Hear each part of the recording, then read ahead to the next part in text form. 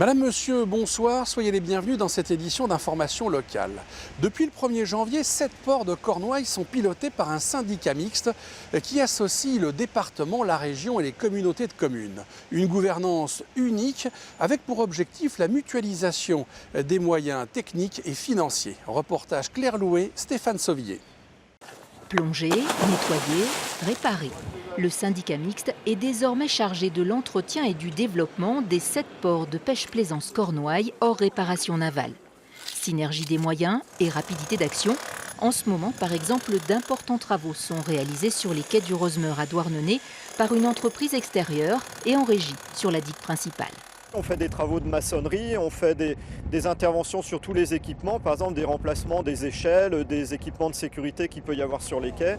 À 40 km de là, au Guilvinec, la priorité du syndicat sera de rénover la criée. Même chose à Concarneau.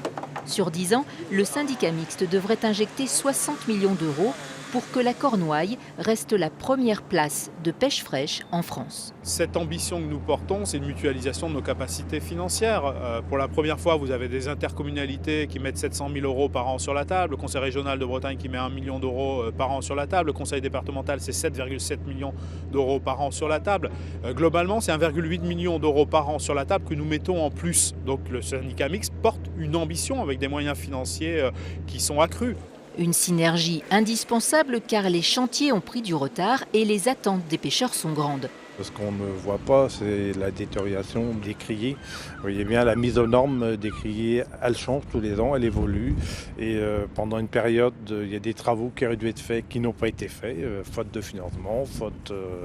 voilà, mais bon, il faut avancer.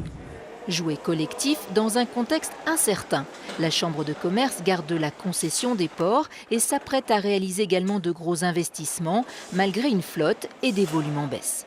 On ne connaît pas ce que sera le Brexit, par exemple, dans les années à venir. Notre cahier des charges, il y a des clauses qui ont été bien remplies en disant que s'il y avait un nouveau modèle économique, nous devrions ensemble y travailler pour s'adapter. Autre gros défi pour le syndicat mixte, le développement de la plaisance très en retard en Cornouailles. Pour la prochaine décennie, l'objectif est de gagner 30% de mouillage et de pontons supplémentaires et de réduire les délais. Aujourd'hui, il faut parfois patienter 5 ans pour obtenir une place.